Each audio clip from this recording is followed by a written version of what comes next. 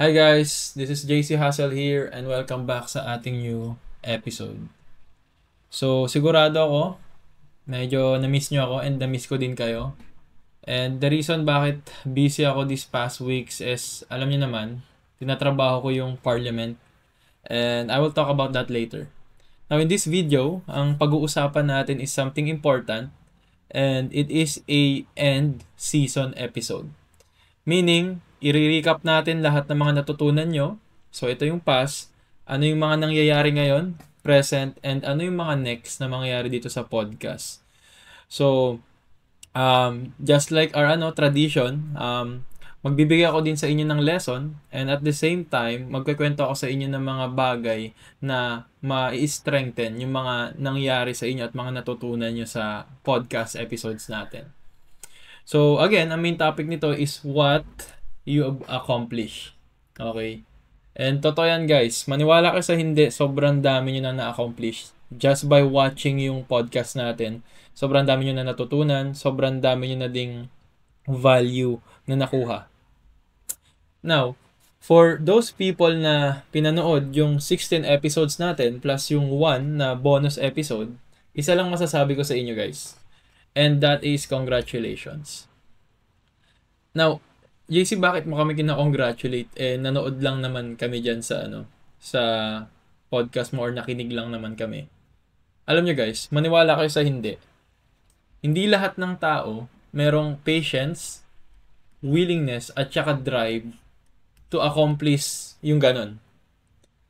Accomplishing a 17 episodes ng isang bagay is a win. And hindi lang siya basta win kasi itong topic na pinag-uusapan natin, it's not about entertainment. It's not about feeling good or doing good. It's actually learning. And most people don't want to learn and don't want to grow. Kasi hindi siya sexy at saka boring siya sa mata ng tao. And also masyado siyang overrated sa mga tao ngayon na porket nanood ka lang ng reels sa TikTok, that's already growing, that's already learning. Hindi ako naniniwala na ganun yung way.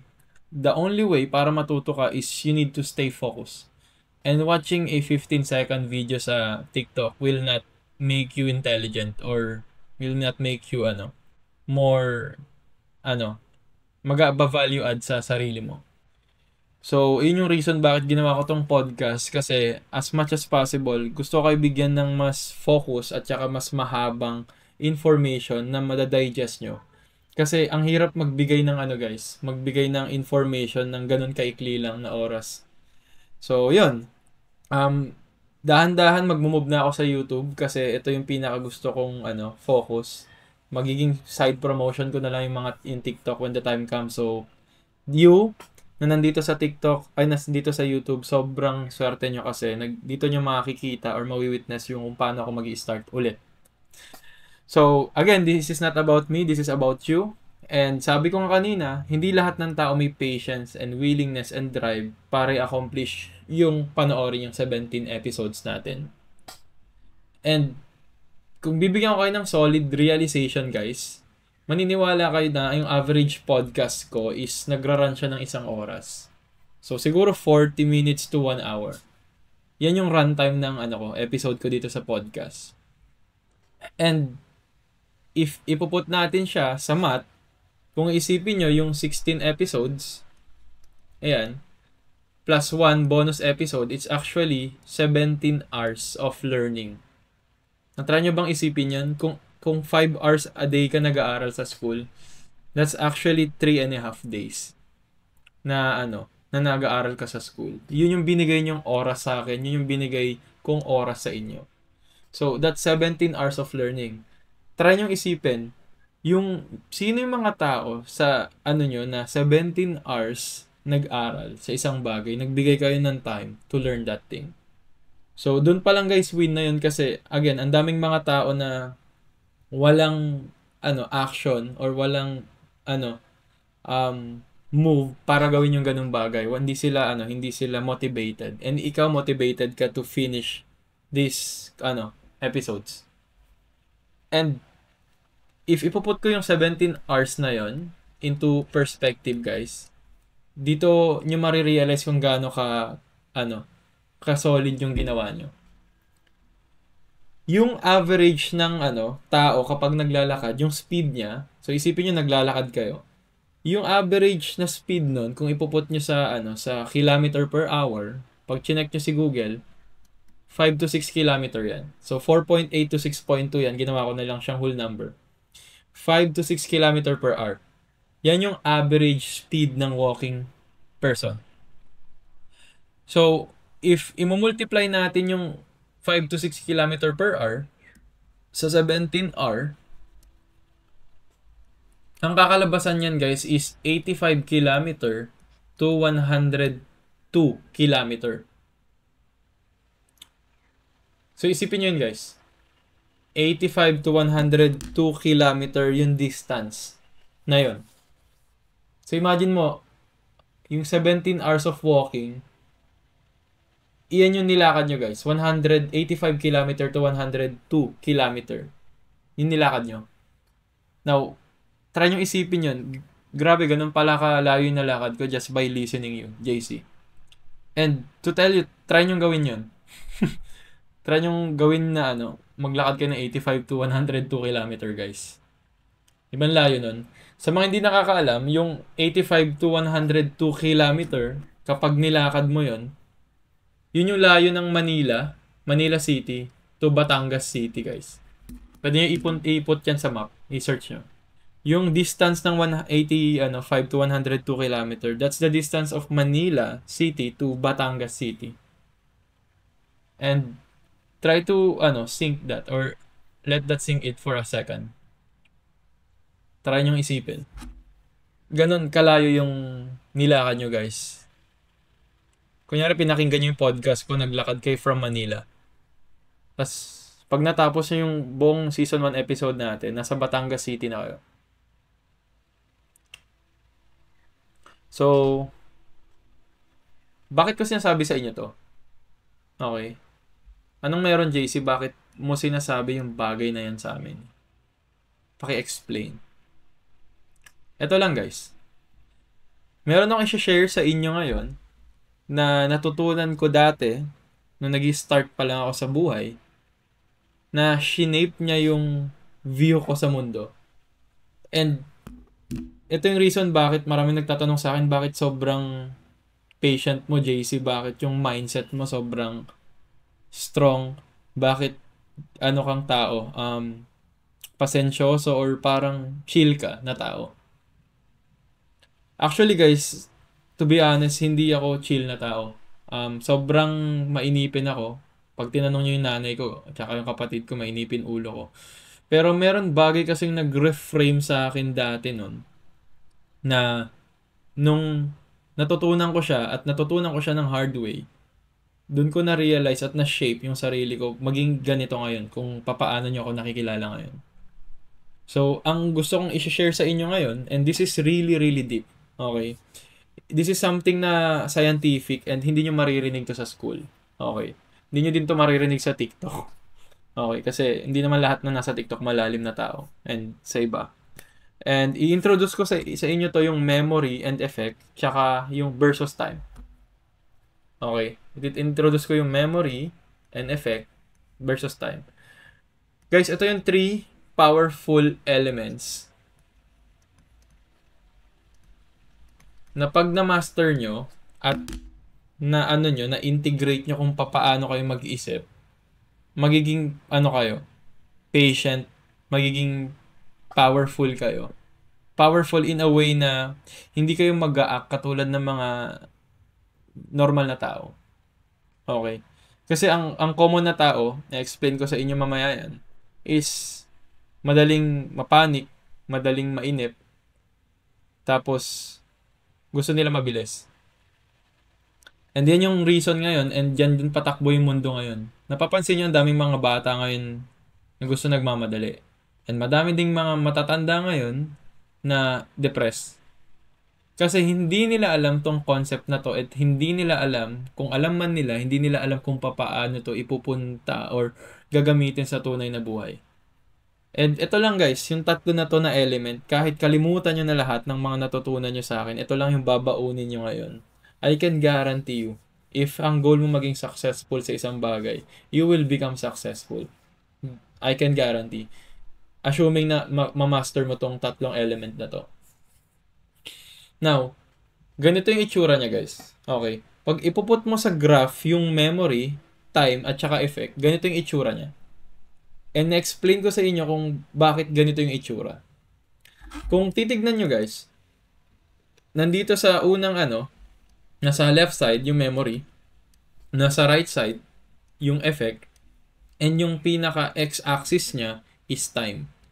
Okay. So if if into engineering kayo or math, na katulad ko mahilig kayo sa math, yung x-axis natin dito, ito yung time, yung y-axis natin dito is yung memory at saka effect. Now, ano yung relevance nitong tatlo na to sa buhay ng tao? Bakit ba nito masasabi na magiging successful ka or magiging okay yung buhay mo when the time comes? Alam nyo guys, maniwala kayo sa hindi. Lahat ng bagay na ginagawa natin ngayon, kapag may bago kang inaaral, kailangan mo muna maalala yun. And nandito yung memory. Ito. Kaya nasa siya, nilagay ko siya sa left.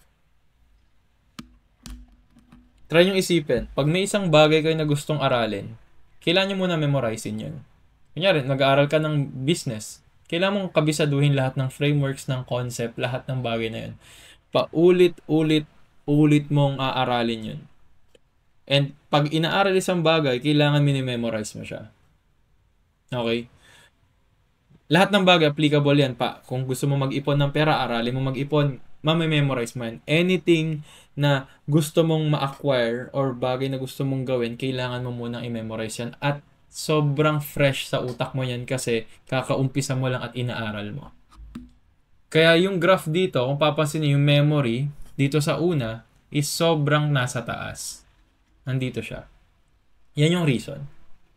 Now, kung iisipin nyo, habang tumatagal, yung memory nyo sa isang bagay na yon, nakakalimutan nyo na. And ipoprove ko sa inyo guys. Ano yung ginawa nyo nung 5 years old kayo ng Tuesday ng hapon? At ano yung suot yung damit nun? Let's say, kunwari, pinanganak ka ng 1998. Anong ginawa mo nung 2003, October 5, nung kulay pula yung damit mo? Or anong ginagawa mo nung time na yun? Or kaya naman, sige, anong ginagawa mo nung 2005, tapos October 5 siya. Ano yung exactly mga bagay na ginawa mo nun? Kung pinanganak ka ng 1998, so 7 years old ka nun. Most of you guys, hindi nyo alam kasi hindi nyo maalala. Kasi yung utak natin design para kalimutan natin lahat ng bagay. Para makakalimot tayo ng mabilis. To be specific. Ganun nakadesenyo yung utak natin. So, habang tumatagal, yung memory natin guys, nagdi-deplete yan. Ayan kaya siya pababa. Habang tumatagal, yung memory natin, nagdi-deplete yan guys. Kaya pa ganyan siya. Tignan nyo, pakonti ng pakonti, nagdi-deplete yan. Kaya time. And dadating yung araw, lahat ng mga bagay na yun, makakalimutan na natin. Ganun naman talaga. Kaya pagtanda natin, makakalimutin na tayo. Okay, ganun nakadesign yung utak. So, bakit ko sinasabi sa yun? Kasi guys, ang combo sa dalawa dito is yung memory habang tumatagal, which is yung time sa baba, nakakalimutan natin yung mga bagay-bagay. Ayan habang tumatagal. Okay. Now, eto naman guys. Anong relationship ng effect dito sa dalawang to? I-explain ko sa inyo guys. So, kung papansinin nyo naman, yung effect, nag-uumpisa siya na wala. So, kung ipuput natin to sa graph na to na 0, tapos ito guys, 100. So, kapag nasa 0 or 0.0 pa lang yung memory mo, wala pang effect yun. Kasi mataas pa eh, nami-memorize mo eh. Or nasa ano pa, sobrang ano pa sa utak mo niya, sobrang klaro pa. Pero habang tumatagal, dahan-dahan madideplete na yung memory mo. Now, contrary, yung effect naman ng effect. So, yung effect, sa point zero mo, wala pang epekto yan. Pero dadating yung araw, habang tumatagal, nagko-compound yan hanggang sobrang sagad niya na yung effect niya. And may positive at may negative yan sa na epekto sa buhay natin. Kaya ako pinapakita sa inyo. And isang example, kunwari, nag-start ka mag-yosi nung bata ka. Okay. Sabi mo 15. Nag-yosi ka nung bata ka. And hindi ko sinasabi na mag-yosi kayo ngayon. Now, kapag yosi boy ka ng bata ka, hindi mo pa mararamdaman yung epekto niyan. Pero habang tumatagal, tignan mo, pag 25 ka na, humihina na resistensya mo. Pag 40 ka na, inuubo ka na. Pag 60 to 70 ka na, magkakalang cancer ka na. So, yung oras at saka yung effect, magkapatid din yan. May mga bagay tayo na ginagawa ngayon na wala pang epekto sa atin. Pero dadating yung araw, tatama yung epekto niyan. And magko-compound yan. Yun yung negative side. Now, yung positive side naman nito, kunwari sa pera. Diba? Tinuturo ko sa TikTok, investment kunwari. Kapag nag-invest ka kunwari ng pera ngayon, wala pang effect yung investment yan. Hindi pa mag-grow yan. Pero through time, after 10 years, 20 years, 40 years, 50 years, 60 years, 70 years, 100 years, magugulat ka na lang, investment mo nag-multiply na ganun. Sobrang taas na. Nag-compound. And isang case study dito, or example, si Warren Buffett, guys. Nag-start siya mag-invest ng teenagers year niya, 11, 12 years old or 13. Nag-start siya. So, nandito pa lang siya ng buhay niya. Sabi mo, ito yung 13. Tapos, naging billionaire na lang siya ng mga 50 to 60 years old na siya. So, yung investment niya, dahan-dahan lang nagganon. Tapos, nung pag-hit niya ng 60, biglang nag-up yung ano niya, resulta niya sa investment niya. And then, naging billionaire na siya. Ganon ka-powerful yung effect tsaka yung time. Okay? Now, ganon din sa ano guys, sa element ng ng pag-workout or sa pagpapaganda ng katawan. I don't think sa first 7 days may effect ka na agad. Yung exercise mo lalabas yan 3 to 6 months, 12 months, yung iba nga 2 years, 3 years, and sigurado ako, yung mga fitness people dito gets nila yung sinasabi ko. Okay. Now, nagigets nyo na yung application ng memory, nagigets nyo na yung application ng effect, nagigets nyo na yung application ng time dito sa effect and memory and effect versus time. Now, i-combine natin yan. Kapag may isang bagay kayo na ginagawa sa buhay nyo, most likely kapag nag-umpisa ka sa point zero dito, lahat ng actions nyo guys, maaalala nyo. Lahat ng bagay aware kayo dyan. Conscious kayo, sabi nga nila, di ba? Sabi sa turo ko sa mga past lesson. So, application na to lahat na natutunan nyo guys sa podcast. Lahat ng bagay na kapag nag-umpisa ka sa point zero pa lang, sobrang conscious ka. Okay? And sobrang aware ka. So, dito. Conscious aware.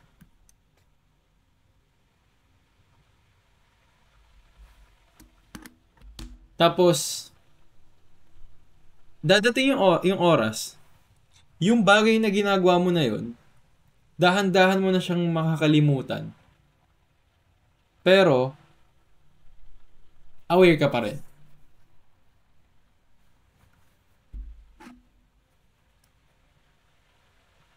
So, conscious, unconscious, tapos, aware.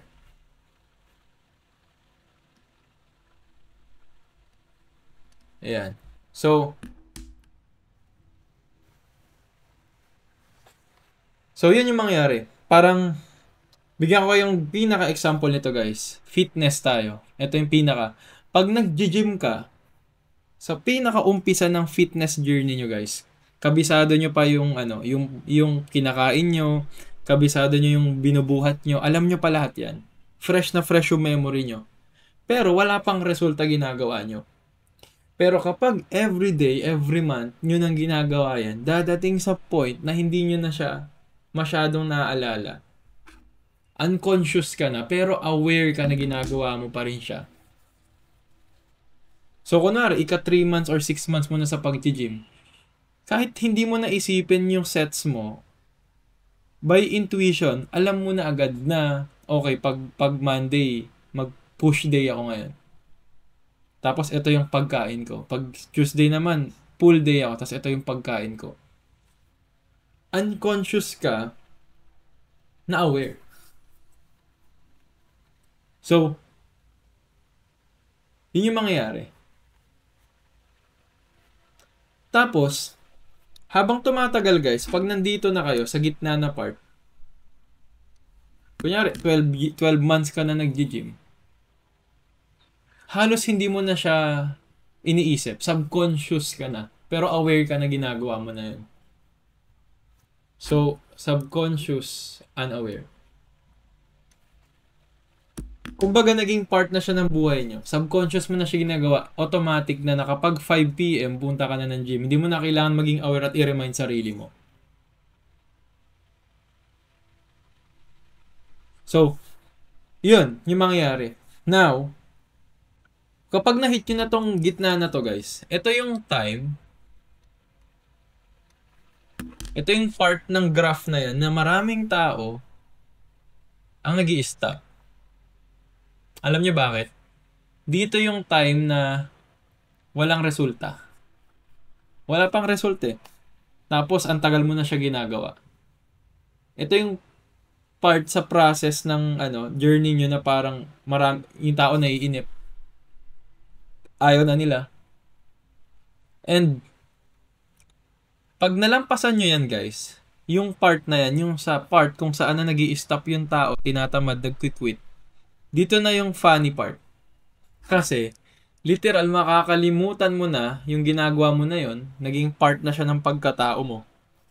Tapos dahan-dahan na lumalabas yung result. Nang kahit hindi, subconsciously na mo siyang ginagawa. So, yan na yung time na guys. Parang, sabi mo, 15 months ka na nag-gym, tapos nagtataka na yung sa'yo, sa pananaw mo, okay lang yung wala pang improvement katawan mo. Pero magtataka ka na, yung mga tao sinasabi, gumaganda na katawan mo, sumusolid na, nagiging okay na yung katawan mo, nagiging fit ka na, nagiging macho ka na, pero ikaw hindi ka aware. Pero ginagawa mo lang siya. So, ito na yung part na yon. And dadating yung araw guys, na halos hindi mo na maalala or wala ka nang, hindi ka na sobrang aware. Basta ginagawa mo na lang siya, naging part na ng pagkatao mo na yun. Tapos yung effect ng bagay na yun sobrang taas. And dito, ito yung success. Okay, ito yung success. Bibigay ko sa inyo guys yung isang example dito. Yung pagko-content ko sa TikTok. Okay, yung journey ko sa TikTok. Sigurado naman ako, aware naman kayo kung gaano kalaki na yung following ko sa TikTok. And, ang pagsikat sa TikTok guys ng moral, ethical, and legal, and tapos yung topic, business, finance, tsaka personal development, hindi biro yun. Ang hirap makakuha ng ganong following sa TikTok. And explain ko sa inyo kung anong ginawa ko, kung bakit bakit ko na-hit yung ganong numbers, bakit ginamit ko to at papaano ko ginamit tong principle na to. So, sabi ko sa sarili ko, noong January 1, 2025, or December, last week ng 2024, sabi ko sa sarili ko, na mag-TikTok ako, ikakwento ko yung buhay ko at lahat ng alam ko, katulad nitong ginagawa ko ngayon. And yung bagay na yon, ang ginawa ko is, nag-consume ako as much as possible na lesson about branding, about content creation.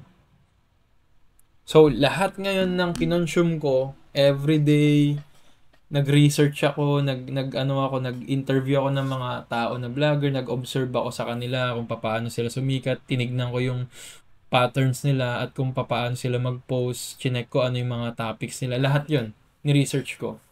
So, nandito ako nun guys. Okay, hindi pa ako nag-start mag-TikTok nun. Yung memory ko guys, kasi ginagawa ko siya, alam ko lahat. Okay, talagang kinonsume ko lahat yung information. So, sobrang fresh sa memory ko. Pero wala pa ako result nun. Okay, hindi pa nga ako nagko-content nun eh. Nagko-consume lang ako. Now, nung nag-start na ng January 1, nag-content na ako nun. So, sobrang pa ako nun. Sobrang aware pa ako masyado. Maarte pa ako sa content nun. Kasi iniisip ko, okay ba tong topic? So, nagpo-post na ako nun. Now, nangyayari, yung pagko-content nun dati, kailangan memorize ko yung sinasabi ko, kailangan ganito. Habang tumatagal, guys, dahan-dahan, nakakalimutan ko na yung mga yung mga sinasabi ko, nakakalimutan ko na yung mga contents na yun na ginawa ko, nakakalimutan ko na yung na i-remind yung sarili ko na mag-content ako. Dahan-dahan na lang siya naging part ng sarili ko na to the point na hindi ko na siya kailangan maalala pero naging part na siya ng pagkatao ko na everyday magko-content ako. So hindi ko pinush sarili ko. Ang ginawa ko lang basta magko-content ako. Nagko-consume ako ng knowledge tapos nagko-content ako. So, dumating sa point guys na nakalimutan ko na hindi na siya na robotic na kailangan mag-post ako ng 3 times a day, ganito. Literal na nag-blend na lang siya sa sarili ko, sa utak ko. Tapos naging part na siya. And nakagandahan dun guys, dahan-dahan, through time, lahat ng mga content ko, lahat ng mga bagay na nasabi ko sa internet, guys, nakalimutan ko na yung mga yun. Seryoso, nakalimutan ko na lahat ng mga bagay na yun. So, nung nahit ko na tong gitna na to, na parang, ang dami ko nang na-content pero hindi pa enough yung nakukuha kong followers, ganon, may ganong element sa akin nun kasi attached pa ako dati sa followers pero ngayon wala na akong pakialam. So, may part talaga din sa sarili ko nun na nagme-make sense pa ba tong content na to? Okay pa ba tong pagti-TikTok na to? May mapapala ba ako? Tapos, na-remind ako sa sarili ko, sabi ko, putik, ito yung part na marami na nagki-quit sa TikTok. Yung tipong naka 100 post ka na tapos, or 300 post tapos wala pa rin nagba-viral or wala mang Dito yung mga times na nagki-quit yung tao. And naalala ko yung isa sa podcast si Mr. Beast, sabi niya, yung first 100 video mo, yung ika 101, dun ka lang mo daw lang siya pwedeng kausapin. Kasi alam niya, yung first 100 mong video, bullshit pa yun. Wala ka pang result masyado nun. So, yun yung mindset ko. Ako triniple ko, sabi ko, first 300 na video. Wala pa rin. So, basta ako guys, nagtatanim lang ako ng content noon. May puro 50 views, 100 views, 10 views, 15, 75, 200. Nagtanim lang ako. And again, nakalimutan ko na yun. Tapos guys, habang tumatagal, dahan-dahan na nakakalimutan ko na yung pagko-content na parang normal na lang siya sa akin. Na wala na akong pake. Basta ginagawa ko na lang siya. Nagtataka ako, dahan-dahan na ako nagkaka-result sa content. Sumisikat ako, ang dami ko na nagba-viral na TikTok, kinokontak na ako ng brands, marami nang gusto magpa-consult sa akin, gusto maging connect ako, ganun. So sabi ko, okay, ito na pala yun. Ito na yung tinatawag ko na nagko-compound. Ito na yung effect. Hanggang dumating sa point, guys, na pag ganito na ako ngayon. Yan, tapos dumating na sa point na may mga sikat na tao nagpi-PM sa akin. Even yung mga taong behind the scenes na nakikita nyo, na mga consultants lumapit na sa akin. Even mga famous people nagchat-chat sa akin personally, gusto magpa-consult, yung iba gusto makipag-business sa akin. And ngayon, nandito na ako ngayon sa parliament. So kung isipin nyo guys, lahat ng bagay na yun, dinaanan ko yun from someone na aware na na dinaanan ko yung basics, memorize ko, nag-consume ako knowledge, dahan-dahan. Hanggat tinuloy ko lang ng tinuloy at hinayaan ko na lang yung oras. Ito guys, yung oras, yung magdidictate ng effect ko. Kasi kapag may bagay kang ginagawa, yung oras na yung bahala dyan. And dito, sa part na to, maraming taong nagquit. Bakit? Kasi ano yung utak natin maging patient, hindi maging impatient. Gusto ng mga bata ngayon maging mayaman agad, gusto nila ng naka-sports car, gusto nila ng may 6 digits sila para may ma-flex sila sa TikTok, sa Instagram, na they made it, pero in reality, niloloko nyo lang sarili nyo. Kasi, hindi nyo pa naman hawak yung mundo ng porket kumita ka ng 1 million ngayon, feel mo malakas ka ng tao. Hindi naman ganun nag-work yung life eh. More than that. Okay. Yung life, guys, highlights lang yun. If mahit mo ng maaga ng bata ka yung ganong kalaking pera, congrats. Pero hindi yun yung totality ng buhay. Ang totality ng buhay, guys, is yung time. Okay? Kung ang average na tao nabubuhay ng 80 years old, 21 ka pa lang, may 60 years ka pa to live. 59 years to be exact. May 59 years ka pa. And yung 59 years na pwede kang i-humble ng mundo. Mama, kinita mo ngayon na pinilit mo, minadali mo yung sarili mo, next year wala na. Gusto kasi ng mga tao ngayon, guys, mabilis. And yung reason bakit nag-exist ako sa internet kasi hindi ako nandito para i-remind kayo na yung buhay mabilis. Nandito ako para i-remind kayo na success takes time and you can attest me, okay? Ako yung example kasi I practice what I preach. Nadahan-dahan na yung success, guys. As in. Kaya magmadali. Okay? Itong meron ako ngayon, 10 years. Almost 10 years ko siyang ginawa. Seryoso. Nagbabalik ko sa inyo yung tanong ko. Willing ba kayo maghintay ng 10 years para makuha niyo yung results na gusto nyo? Kasi to be honest, yung ibang tao, 1 month nga lang naiinip na eh. So, isa to sa lesson na natutunan ko na nung nalaman ko, doon ko nalaman na hindi minamadali yung bagay. Lahat ng nakita nyong mga taong nagmamadali, nagfe-flex, guys, may insecurity sa buhay yan or kaya naman may gusto silang i-prove. And ang nakakatawa, proving yourself sa mundo will not mean anything. Wala. Iyan ka lang tiny speck ka lang. Parang ka lang, parang alikabok ka lang sa mundo. Walang paki yung tao sa'yo. Walang paki yung tao sa'yo. And kung ikaw man yung tao na, kunyari, naging successful ka ng 1 year, in your perspective, congrats. Pero again, hindi yun yung totality ng buhay. It's more than that. Okay, lalo na kung bata ka pa, marami ka pang kakainin bigas. Trust me. And sinasabi ko to hindi sa way na parang galit ako or mali yung ginagawa mo. Sa akin lang, there's parang wake up call na hindi siya about sa pera. Okay. So yun, be patient. So, eto guys, kung check nyo nga, sabi niya, an action taken here, wala pa talagang effect yan guys. Kapag nag-umpisa ka sa isang bagay, wala pang effect talaga agad yung una mong ginawang action ngayon. First 3 years, wala pa guys. First 2 years, wala pa. Huwag kayo mag-expect. And kung meron man, hindi pa yun yung real na effect. Mararamdaman nyo lang talaga yung effect ng actions nyo ngayon through time. So, kung pupunta tayo dito sa next slide, okay. Ayun yung same action dito has exponential effect at this later point in time with little to no memory. So, anong ibig sabihin nun? Dadating yung araw, guys, na yung actions nyo, talagang dami yung effort na binibigay dito, di ba? Talagang binigay nyo, let's say 5 years, nag-hustle talaga kayo, nag-lock in kayo. Wala pang result na lalabas dyan. Trust me. Ako. Sa akin yung result, guys, lumabas ika 7th year.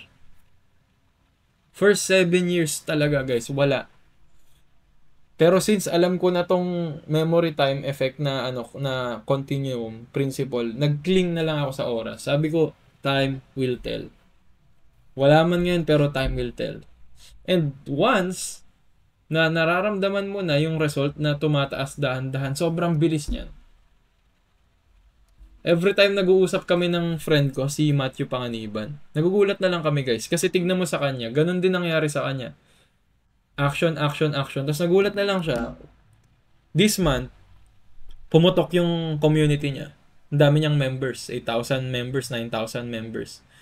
Tapos, next month, kinontak siya ng CEO ng Go High Level. In-interview niya.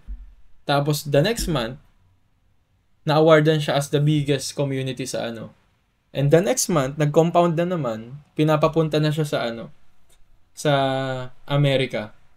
para sa event ng pinopromote niyang product at dahil okay yung binoprovide niyang value sa mundo. So, nakita niyo yun, pag pinag-uusapan namin yun, ganito lang din yung nangyari sa success niya na parang dahan-dahan, ang dami niyang effort, then later on, boom. And to tell you guys, nandito pa lang kami. Wala pa kami dito. Kaya nagugulat kami, nagugulat na lang kami sa mga opportunities na nag-ano. And to tell you guys, even me, a big person just literally emailed me. Like, let's just say billionaire. May billionaire na nag-PM sa akin. And hindi ko in-expect yun. And full transparency, totoo yun. Up until now, hindi ko ma-comprehend na may ganong taong gustong makipag-collaborate sa akin. So, nagugulat na lang ako. And, since aware ako dito sa ano na to, sa concept na to, hindi ako ma-overwhelm. Kasi, again, binild ko to halos isang dekada. Imagine yun guys, halos 10 years ko binild tong bagay na to. Now, ang question ko, are you willing? And hindi ko sinasabi na kailangan nyo mag-wait ng 10 years. Kasi mas mabilis na ngayon. Kasi meron ako, nag-share sa inyo. And mas mabilis yung tools ngayon. Nung panahon ko, wala pa namang GPT, wala pang AI para i-leverage lahat ng tasks. Matulungan kayo. Sa amin dati, mano-mano. And kaya tumagal ako ng ganong katagal. Kasi guys, ginagawa ko tong bagay na to, moral, ethical, and legal. Kasi anytime pwede ko kayo lokohin kung gusto ko. Pwede ako mag-overpromise ng mga bullshit. Kuhanin yung pera nyo. Pero hindi. Alam ko sa sarili ko na itong mga binibuild ko ngayon, 27 ako ngayon, mag-make sense lang to ng tapag 35 na ako ulit. Okay? So, pag 35 ako most likely, pataas ng compound ko. So, balikan nyo tong video ko na to after 8 years. And it's still, ganito lang din gagawin ko. So, magugulat lang kayo. Kasi alam ko at may idea kung paano nag-work tong ganitong bagay. So, kaya ako sinasabi dun sa mga past video na ang long-term thinking guys is one of the most powerful mindset na kailangan nyo ma-acquire.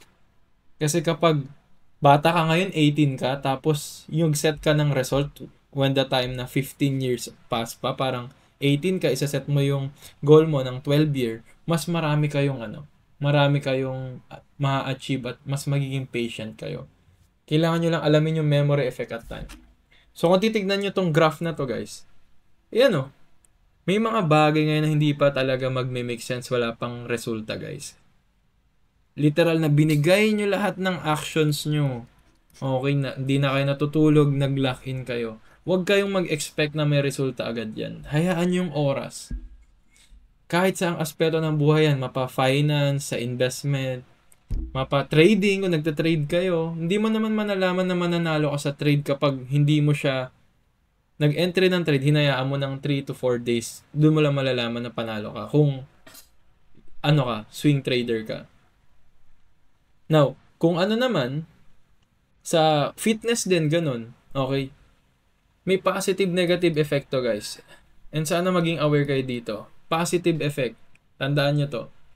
Yung positive effect nito is kapag, kunyari nag-fitness, kumain ka ng healthy ngayon, ang dami mong effort na gagawin kasi hindi naman masarap kumain ng healthy. Pero ang effect niyan, after 5 years pa, yung kinain yung healthy. After 5 years pa yung effect niyan. So lahat ng kung bakit sexy ka ngayon, bakit okay yung katawan mo, kasi ginawa mo yun 2, 3, 4, 5 years ago. Nag-take action ka magpaganda ng katawan. Ngayon mo lang siyang nabe-benefit. So if ganun pala yung setup JC, therefore, lahat ng meron tayo ngayon is just effect ng mga past decisions natin na nagko-compound all throughout. Yun yung gusto ko i-point. Kaya sinasabi ko sa dati kong content na where you are right now is just basically summation ng decision mo. Kung bakit mahirap ka ngayon, compounded na decision mo yan dati. Kasi nagumpisa ka dito, okay? May mga bagay kang ginagawa na maglilid sa'yo dyan na brokey ka pa rin. So kunwari, ikaw yung tao na ayaw mo aralin kung paano mag-ipon. pupusta ako 5 years from now wala ka pa ring ipon at wala ka magiging ipon. Bakit? Wala kang tinitake na action ko or anything na pwede mong i-consume para matuto ka mag-ipon. 5 years from now, wala ka pa ring ipon. 10 years from now, baka puro utang ka. Bakit? Yun lang yun eh. Kaya yung kahirapan, guys, hard to swallow pill, in a way, 80% kasalanan mo yan. Lalo na kung matanda ka, kasalanan mo yan. Sorry to say, pero that's the hard truth. 20%, sige, palagay natin, magulang mo, mahirap kayo, yung lugar nyo, konti opportunity. Gets, pero 80% nun, ikaw pa rin. Bakit? Ikaw pa rin naman magte-take action, magde-decide, at magbi-build ng future mo eh. And kung hindi ka nag-take action ng kahit maliit, hindi walang magiging effect nun dito sa time continuity na pinapakita ko. So, try to think about it. If this year, kakain ka ng healthy, 3 to 5 years from now, magiging healthy yung katawan nyo. Hindi nyo pa mararamdaman yung effect ng pag-eating healthy ngayon. And even yung mga sakit, ganun lang din nag-umpisa yun. Nagyosi ka, dahan-dahan, everyday. 5 to 10 years or 15 or 20 years from now, lang cancer. Ganun lang yun. Overeating, diabetes, high blood. Nandun eh, magko-compound. And ito lang din yung way na ginagamit ko kapag may taong nagpapakonsult sa akin sa business nila. Kunyari, ang problem nila, hirap sila makahanap ng prospect. Compounded lang yan na action nila sa past na nag-lead sa effect na wala silang mahanap na prospect. So, pag tinanong ko, ano ba yung ginagawa nyo these past years, past month? Malalaman ko lang din na wala silang action na ginagawa para mag-lead doon sa effect na yun. So, now you have it, okay? Ang bottom line nito, guys, is kailangan nyo kaibiganin yung oras. Right action with patience will lead you to compounded effect, positive. And the more na right yung actions mo at the more na patient ka, yung effect nun mas magko-compound. Yun lang siya. Applicable yan sa lahat ng aspects. Yung success, career, finance, lahat. Relationship, lahat. Nandyan na lahat. So, sana, ito yung pinaka-take away nyo ngayon sa season 1 natin. And, kahit ito lang maalala nyo, guys.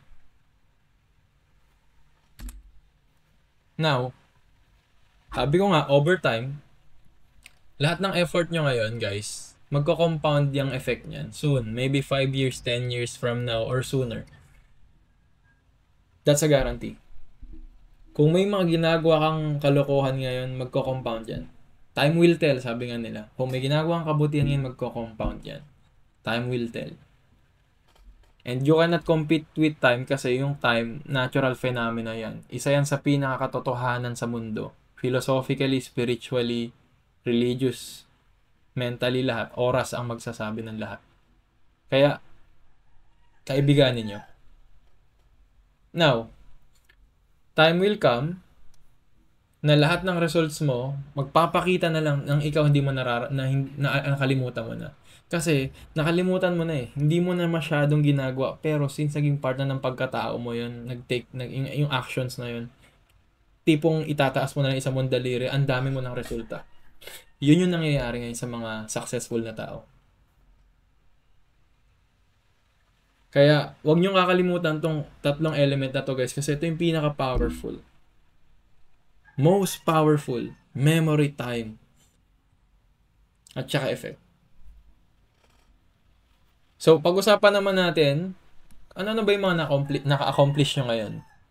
So, first, doon sa 17 hours na yun, guys, natutunan nyo yung fundamentals ng mindset. Generalize. Sa 17 hours na yun, gets nyo na eh. Ang dami nyo nang natutunan about mindset. Natutunan nyo yung 4 W's at saka yung H of thinking. Ano yun? What, when, where, who, at saka how.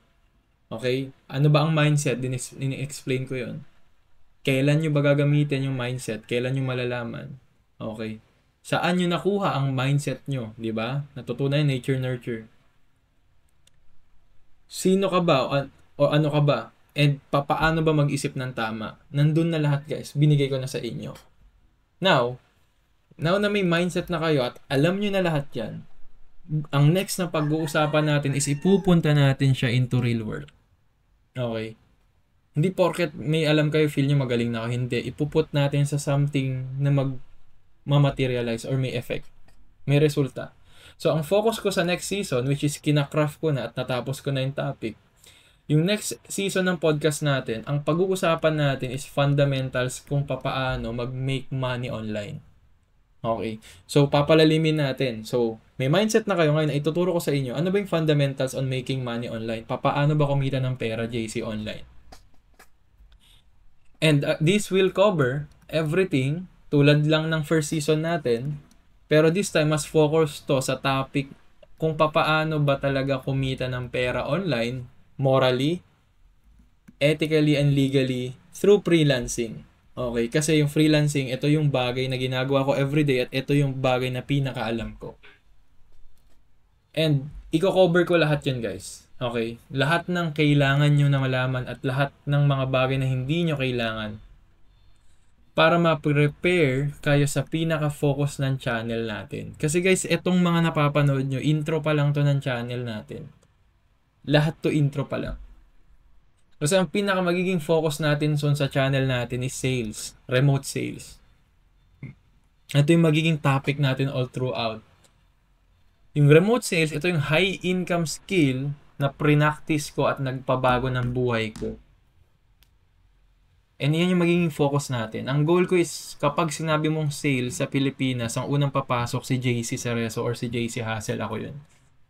Yun yung vision ko. Gusto ko makilala doon. And yun yung magiging focus natin. So, kunwari, kung si Sir Ching Kitan sa ipon or sa paano mag-personal finance, sales naman ako. And iyan na yung mag-shape sa akin hanggang buhay pa ako sa mundo. Yun yung gusto kong ituro sa inyo at ibigay na value. So, sales. So, lahat ng meron sa susunod na season at saka tong sa past season, preparation lang lahat doon, guys. Palalim ng palalim to. Now, since nagstay kayo ng matagal, and magiging part na to lagi ng video natin, every end, meron akong gift sa inyo kasi endless yung support nyo sa akin. Lagi nyo akong tinutulungan. Okay, i-welcome ko kayo ngayon sa The Parliament. Okay? Sa mga hindi nakakaalam, tong The Parliament is a community na binibuild ko at ilalunch natin sa November. Free community siya na kung saan ituturo ko lahat ng alam ko sa freelancing, specifically sales. So, kung ikaw yung tao na wala kang alam pa sa freelancing or gusto mo matry ang freelancing pero hindi mo pa alam, wala ka pang budget, hindi mo alam yung roadmap, well, wini-welcome ko kayong mag-join dun sa Parliament, guys. Kasi yung Parliament, ang pinaka-purpose nun is i-jumpstart yung career nyo at mabigyan ko kayo ng clear roadmap kung paano ba mag-start sa freelancing, paano ka matuto sa sales at makalan ka ng first client at maging sustainable yung career mo. So, sa lahat ng tao makakanood nito, kung before November nyo napanood to, guys, may waitlist. Ako ilalagay sa link sa baba. Mag-answer lang kayo ng form. Kung after November naman to, i-update ko na yung waitlist, guys. Papunta dun mismo sa Parliament. So, depende kung nasaan timeline kayo ngayon. So, sa magtatanong, free ba to? Yes, free to. Wala kayong babayaran. And this is my advocacy and my way of giving thanks sa inyo kasi sinusuportahan nyo ako. Guys, yung pag-stay sa ganito kahabang video really means a lot to me. Okay? Wala akong kinikita dito, wala akong ibang ipopromote, guys. So, ang sa akin lang, if sa tingin nyo kayo yung tao na yun, mag-join kayo sa Parliament, merong waitlist na link sa baba. And if may friend kayo na need makita tong podcast natin at need ng enlightenment, guys, pwede nyo siyang i-share. And here's what I found out, guys. Yung mga tao na nag-share ng valuable things sa ibang tao, na-associate ng tao na pinagbigyan nun, yung tao na nag-abot nun na valuable na person. So, kung sa tingin mo sobrang valuable nitong podcast natin, itong YouTube natin na channel, pag binigay mo to sa tao na hindi ako kilala tapos shinare mo yung mga natutunan mo dito tapos pinapanood mo sa kanya, ma-associate niya ikaw as someone na valuable ka din kasi nanonood ka at nakikinig ka sa taong valuable. So, nagigets mo yun. So, kung gusto mo na maging ganun, I highly suggest i-share mo to sa mga tao na kailangan to. So, yun lang, guys. Again, maraming salamat and see you sa next season. Peace. Let's go.